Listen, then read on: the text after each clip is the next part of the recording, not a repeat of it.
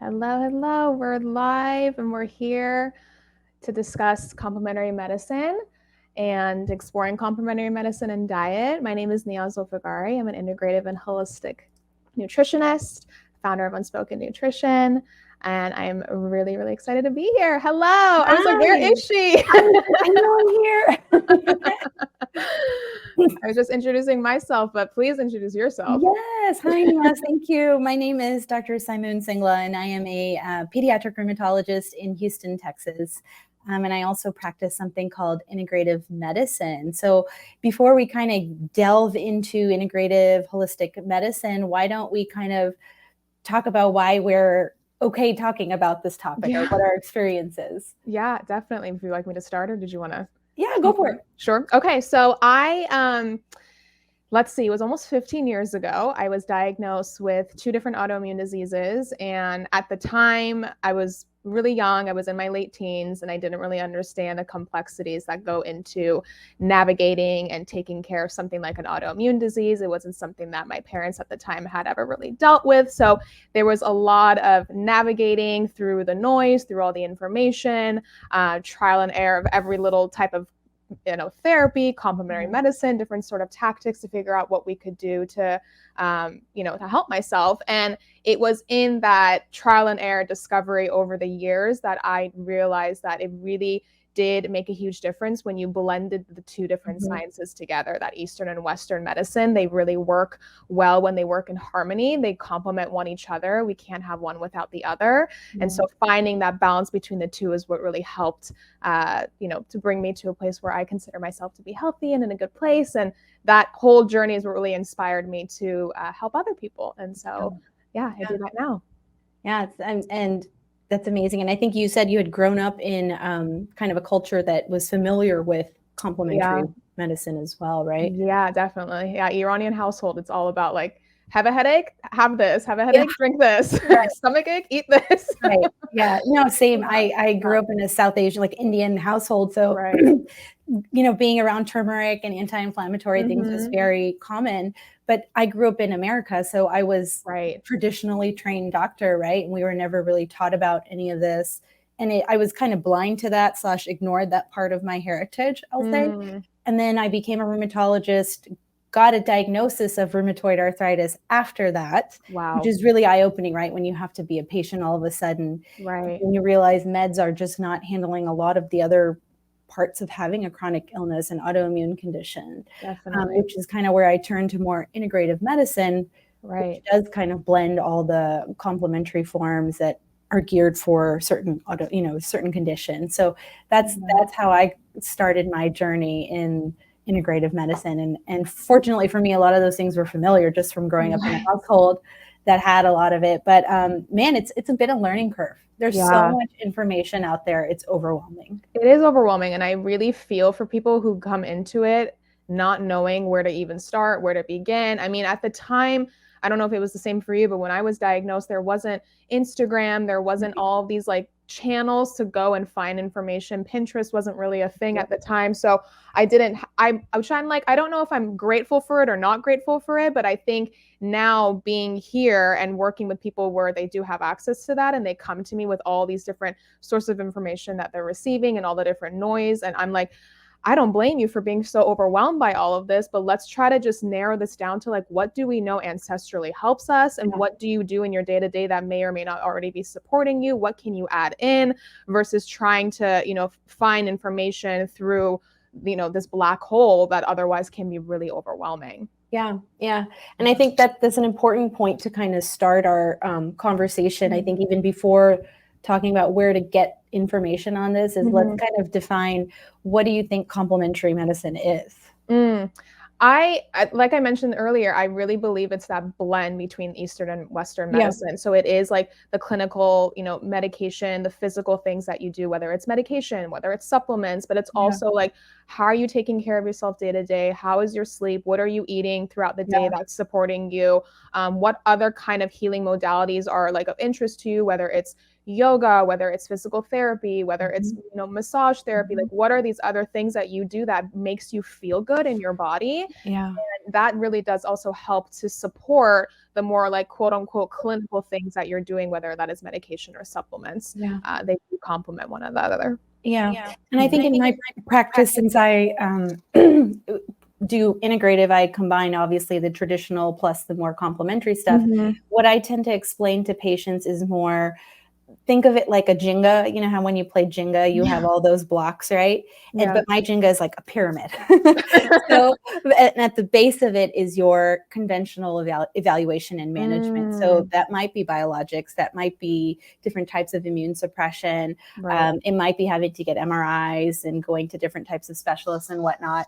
But on top of that, we build. So on top of that, we have our nutrition, like you said, your mind-body component, your sleep component, your movement.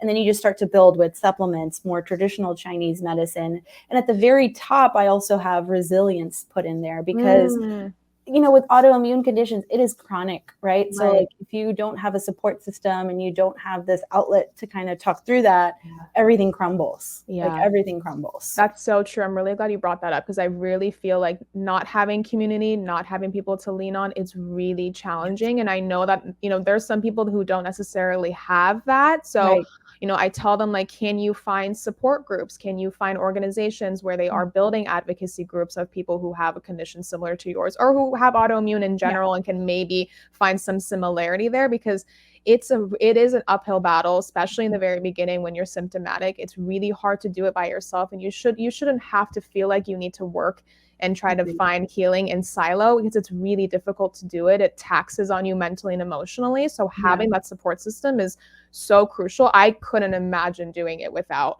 you know, my own support system. I'm sure you can speak the same, but I think that's so important. Yeah, it is very important. I didn't realize the importance of it until I became a patient. Like talking about it is one thing, but living it is completely different. And now with social media and all this, I think it is nice because you can find people more easily on people who have your conditions or similar conditions. You know, it's kind of the same ball of wax, chronic, right? And you're having so many different things to try to control your symptoms and your disease. Absolutely. And so it's tricky. Now let's go on to a few of the questions that we wanted to address, and then I think the first thing that we kind of already addressed was that how the world of complementary medicine seems like the wild, wild west. So, what are some challenges? I think top challenges that people have that you think when it comes to finding like a legit or someone who's well versed in, let's say, nutrition like yourself? Like, what are we looking for? I think one of the biggest parts of it, and it's something that I even experienced myself and when I'm working through different practitioners and physicians, was finding somebody who may not know the answer right away. I actually really appreciate when I'm working with a doctor or with a different practitioner and I ask them a question and they're like, I don't know the answer to that question, but I want to find out for you, versus going to somebody who claims that they know everything or going to somebody who claims I can heal you. It's just such a Band-Aid response. And I don't think it's a safe response. I would much rather you go to somebody who, you know, they're very grounded and they feel confident in their ability to offer you some kind of support, but they're not claiming that they can heal you and they're not claiming that they know everything. So finding that person who has that, you know, that authenticity, that genuine nature, whether they've actually been through autoimmune themselves, that's always really helpful because then you have this little bit of relatability between the two of you. But even if they don't, at least they have some sort of empathy where they know like, okay, I'm going to find the answer for you, or I'm going to do my best to support you. And if it doesn't work with me, I will refer you to somebody who can help you. Like I will make sure that you have resources where you can turn to for help. I think that makes people feel more comforted, more seen, more protected, versus just kind of throwing you into the deep end and saying like, I can't help you, go. But it's more like, I can't help you, but let's start at the shallow end. And here is some tools that might help you in the meantime until you find somebody who can support you. Yeah, I think that is really important, especially like in the world of complementary medicine. I think the top two topics that are the most popular, the questions that I get asked about is more nutrition is definitely one of them. Diet, like what should I be eating? What should I not be eating? And the second one is supplements. So when it comes to those, I feel like there's a lot of providers that might offer these guarantees, like eat this diet and you're Hashimoto's will be fixed or your arthritis will be Right. fixed. I feel like that's just so simple. It's like sounds too good to be true, because it is, right? Like if that was the case, then I think a lot of people would be doing all this already. Yeah. So definitely. in terms of diet, like what are your recommendations typically for patients with autoimmune conditions? I typically say anti-inflammatory is going to be your mecca. Like that is the way to go, because no matter what, that's going to support on honestly anybody, whether you have autoimmunity or not, because the diet itself or the the nutrient density itself is fruits and vegetables, lean proteins, spices, herbs, which for the most part is going to support everybody. So utilizing those different types of foods is going to be really supportive. And then if there is a food that you eat and it doesn't make you feel good, maybe just back off on it for a little while until we explore why it's not making you feel good. It could be an allergy. It could be just a momentary, sensitivity, but really like anti-inflammatory. I'm like, if you want me to give you just one type of diet type, like this is the one that, you should try to adhere to as much as possible. It is readily accessible for most people. It gives you a lot of different flexibility as far as like what you can eat. Even when you go out to restaurants, there's more options that you can have. I'd rather give you things to add into your diet than talk about things to remove from your diet, because otherwise that fear starts to build in, and that fear, breaking it down, takes a lot longer than actually healing from the autoimmunity itself in most cases, because that can stay with you for life, and that can be really detrimental. I've definitely seen that in kids, especially where they're scared. They have food fear because they're like, well, I was told for so long not to eat this. I'm like, well, does it make you feel bad? That's always my question. Like, if you have a true allergy to something, then obviously we're not going to eat it, right? But if we don't have a true allergy and we're doing this out of fear, I don't think that's healthy either. So it's always finding a balance, because you need it to be sustainable, like for years and years and years to come, right? Exactly. And if you look at the data on like what diet helps with anything inflammatory, most of it falls on Mediterranean diet. And the same, it's similar to the anti-inflammatory diet. I think the only difference is maybe increasing the intake of the omegas, like the nuts, and that's also incorporated into the anti-inflammatory diet. So it's all the same umbrella, I think. So it's your fruits, veggies, fish, like salmon, because of the omega-3 component. Could also do walnuts. What else can we add? Nuts, olive oil, seeds, different types of seeds. Chia seeds are great. Flax seeds are great. And then fiber. So when people get scared of things like gluten, I think they cut out a lot of high fiber foods. And fiber is really, really important to us. Right. Yeah. Fiber, carbohydrates, talking about healthy fats. The carbohydrates talk does come up every so often now, where someone tells me like, I'm really fearful of carbohydrates. And I ask them, I'm like, how do you define a carbohydrate? Like, what is a carbohydrate to you? They'll be like, bread. I'm like, okay. Like if it's a fear of bread, then maybe, does it make you feel, like, to your point, how do you feel after you eat it? Do you feel okay? Do you feel like not so okay? It could be something related to gluten. It could be the type of source that you're having. Maybe you're more sensitive to this kind of flour versus this kind of flour. But I think that educational perspective really comes into handy, because I want my clients to feel empowered when they go into any sort of doctor's appointment, when they go to the grocery store, when they go to a restaurant. I want them to feel good and empowered no matter what. And that does come with understanding, like, what are these different nutrients that I'm, intaking? What is a carbohydrate? What foods fall underneath that? What is fiber? Why is it beneficial? The more that they know and that they feel geared with that kind of information, I think the more confident that they'll feel when they go into a doctor's office, or when they go, making a meal for themselves. I agree. And I think also there's what you're mentioning is the beauty of having someone like you. Like, you can come to me, the rheumatologist, who's also trained in this, but I'm not going to go into your super details, because you have the time to do that, right? To be able to go through the meal prepping and planning and education. And so I think it's really important that doctors do work with someone like you, like a holistic nutritionist, who can guide you and educate you on what you should be eating, or answer all those nitty-gritty questions. I think the grocery store can be a terrifying place. Terrifying. Even for me, it's terrifying. Like, what would she say? What would she say? What, should I buy this? Should I not? Yeah. There's too many options. I appreciate that. But like, this is exactly what complementary medicine is, right? It's like you and I working together. That's complementing, that person's care. Right. The grocery store is very overwhelming. I actually have like a food label guide that I like to give my clients when I start working with them that just helps them understand how to read a nutrition label, especially because they change every so often, how to understand things like grass-fed versus grass-finished, what the difference is between the two. So when they go to the store and they're looking at these labels, they know like, okay, don't trust everything on the front of this, turn it around, read the back of the box or the label. And also like navigating the grocery store, understanding that the outside perimeter of the grocery store is all of your packaged goods. It's all the stuff that's shelf stable. The center of the grocery store is your fresh fruit, fresh vegetables, the dairy, like all of that is in the middle. Start in the middle and then work your way out. And that tends to, once they understand and they have a little bit of like a Google map of the grocery store, it does help, that anxiety that can happen when you walk into a store. I mean, I feel it myself because there's just too many options and there's constantly new brands coming out and I can't keep up myself. But once I start in the center and kind of work out, it's a lot easier to navigate it. Yeah. It's like information overload. When you have too many choices, you're like, I don't know what to do. So your theory is just start simple and then, build.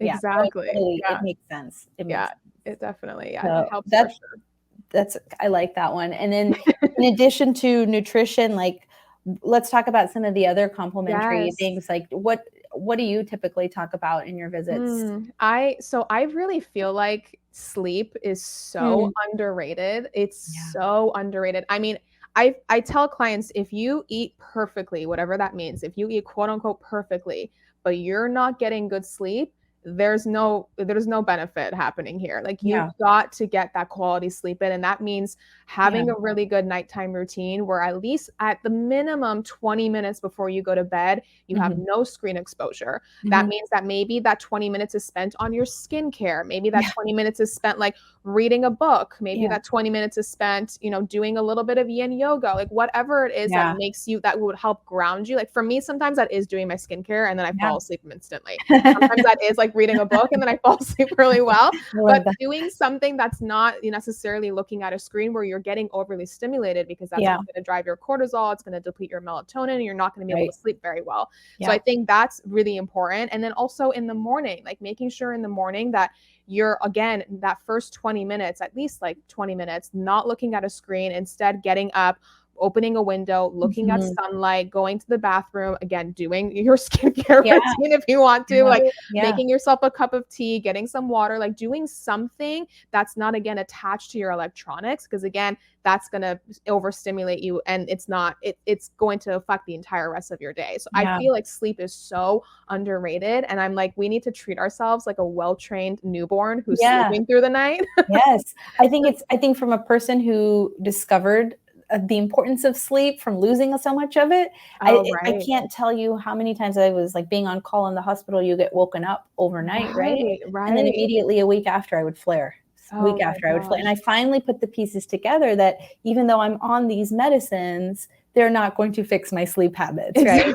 So it's like, it's active work. There's no instant gratification in like getting yourself to bed, putting the phone down, like being kind of disciplined with that. And that's just, honestly, I think everyone should do that, but it's even more important for someone with an autoimmune condition because at nighttime, from like a science geeky perspective, like all your metabolic waste that's created during the day is cleared at night because it's the only time your body has to kind of take out the trash, so to speak. When you're awake, it's busy keeping you awake and it doesn't have time to do that. And so if you don't give yourself that rest, that process doesn't happen. And guess what? It just builds up and builds up, which is probably why you don't feel too great. And then those inflammatory cytokines, which are, proteins that cause the inflammation, build up. And so that's the yuck and ick that we all feel. And so I think sleep is critical, and it's just a matter of creating habits, which is where we all get. We have a little glitch in our brains where we have a hard time doing that. Me included. I know, I hear you. But then again, the people who are like, "Oh, I'll sleep when I'm dead." I'm like, I don't know. I want to sleep while I'm still living. No, you neighborhood shirts that was like, sleep is for the weak. I'm like, Oh, why did someone think that was a good right. idea? I'm like, consider me weak. Like Yeah, all day. Like, all day. Like, I love a and good cat nap. Let me do yeah, it. yeah. I think No. so sleep is important. I think our Yes. society has kind of made it to where you don't need it because then you can do X, Y, and Z, but not constantly being productive and addressing the to-do list, I think is really, really important. Yeah, you don't have to fill every hour of every day. It's not necessary. I think it's something I wish I had learned earlier than later in my journey. And on top of that, just the idea of rest. Like it might mean saying no to events. It might mean, doing a massage every week or every other week, whatever I can do, within my resources. Or some people really like acupuncture or acupressure. It helps them. When you look at the data for acupuncture for rheumatoid arthritis, because that's rheumatology is my specialty, right? It was actually conditionally recommended in the last year's recommendations for integrative management of rheumatoid arthritis, meaning there's not enough robust evidence to say like, hey, it's definitely going to help your symptoms. But if you can get to an acupuncturist and do it at the frequency they recommend, then try it. It might actually help your symptoms, especially for osteoarthritis or like even migraines, low back pain, those type of things. Acupuncture has good data. So I wouldn't be afraid of it. Now, we're not saying don't try other stuff and then only do acupuncture. If you can get away with that, great. But if you have to do your medicines plus acupuncture and that kind of puts you at a good place and a balance between the two worlds, there's no, harm in it. And the risk is so minimal for acupuncture itself that I think it's worth trying. Absolutely. I mean, I say as long as there's an interest, as long as there's accessibility, try it. If it works, great. If it doesn't, at least you've tried it, and at least you can say like, I tried it and it didn't work for me. Acupuncture for me is one of those things that definitely did, and still to this day does continue to work for me. Massage, I know you and I have talked about massage, how much we love body massage. That really just like instantly, I feel like that it's like a week's worth of sleep in that 90 minutes. Like it's the best. And it hits like two stones. It's like your physical ailments and then your mind body component of just you can't get to a phone, anything, you're just right. Totally. If you can get a massage, like definitely make that like your treat. At least once a month, do that. But if you can't, like even giving it to yourself is so helpful too. Like I'll heat up oil, like body oil, especially in the winter when it's like really cold out. And I will like massage myself too. I'll like massage my legs or my feet, wherever I'm sore. Like I'll massage like, my chest and up into my neck. Like it just feels good. Because your nervous system doesn't know what, if it's your hands or my hands that's like giving myself the massage. It's that sensation of touch. So if I can give it to myself and that self-administered touch, it's so therapeutic. Yeah, I agree. I love any body work. So even osteopathic manipulative therapies where they kind of release tension and look for kind of where you have restrictions in your joints and your muscles. That's really helpful too.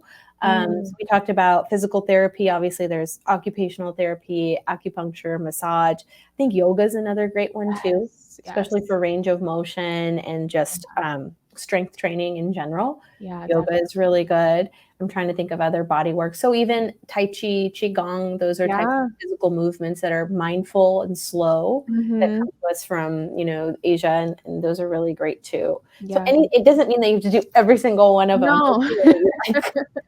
Find what works.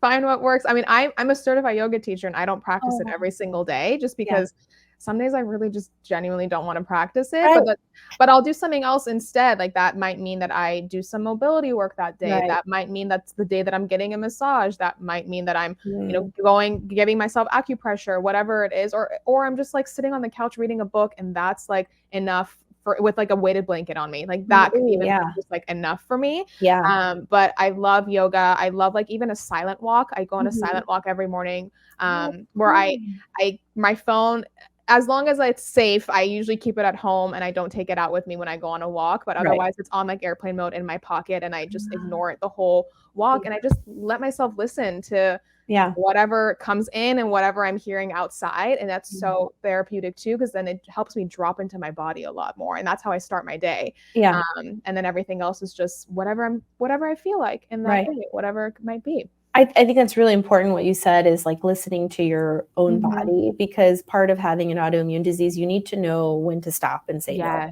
Very simple. Yes. Right? You need to listen to your body. And if you're constantly busy doing other stuff, how do you have time to listen? Yeah, absolutely. So that's really important. Just taking a few minutes out of the day to have nothing to do.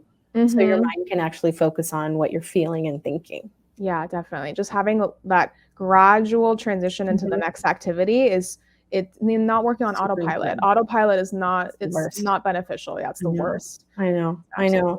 I think, no, we've hit on a lot of kind of different topics, and neither of us are saying do this only in place of conventional. We're saying marry it with conventional. Why wouldn't you want to use everything in your bag of tricks? So you're going to do it all. Now, I think an important question before we wrap up is kind of what are the red flags to look for if you're looking for, because not every nutritionist or rheumatologist or whatever autoimmune doctor is going to be well-versed in integrative medicine or complementary therapies. So what are some of the red flags? I think you mentioned one already at the beginning, which is important.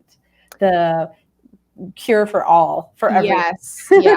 I think paying attention to like the languaging that they're using, the way that they talk is really important. The way that they're quote unquote selling themselves or marketing themselves is really important. Like, does it sound genuine or does it sound like really robotic? And that might be a little bit hard to decipher, but you'll know instinctually, like, I feel really good exploring working with this person, or like, I don't know, this person, it didn't feel like I was being heard or I was being really seen. I think that makes a huge difference. Definitely. I'm sure you can probably add on to it as well too. Yeah. I think whenever someone claims that they have a cure-all,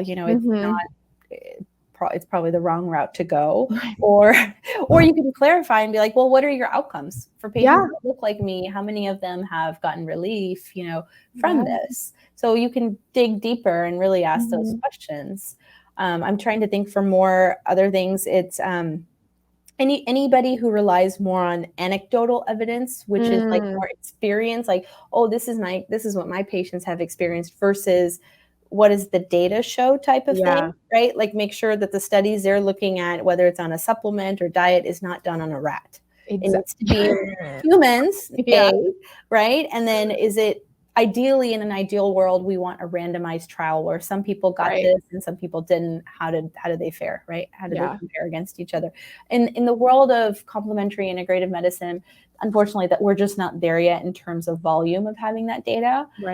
But I think something to think about is how are they selling what they are telling you? What is it based off of? So that's kind of a red flag if they're like, well, 5 of my patients said that this really worked for them, so it must work for everyone. And that's just not how autoimmune disease works. No, and I think that's important. Like, that one size fits all approach is not a real approach. Like, they're really, it is bio individual. So if somebody claims like, well, this worked for 5 of my patients with, rheumatoid arthritis, so it's going to work for you as well too. It's like, well, what was their experience individually? Like, there's a difference between myself and those 5 other individuals. Like, yes, we all have the same condition, but that doesn't mean that the nature of our condition is the same.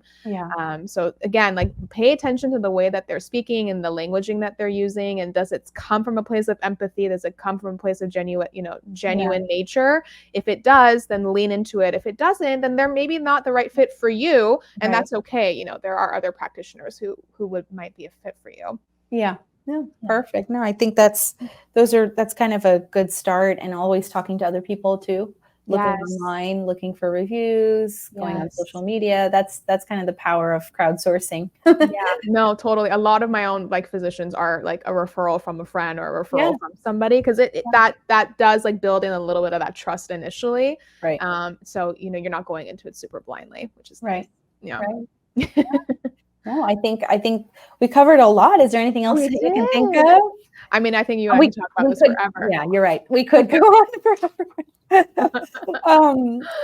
I think those are the biggest thing, is the red flags for me, to make sure everyone's getting the right care that they need. Ask questions if you have concerns. And then I know both of us are available also on social media as well. Yes. What's your handle? Do you want to share it with everybody? Sure. It's Room to Grow TX. So RHEUM. and then to grow. I love that name. It's so good. It's so good. Thank you.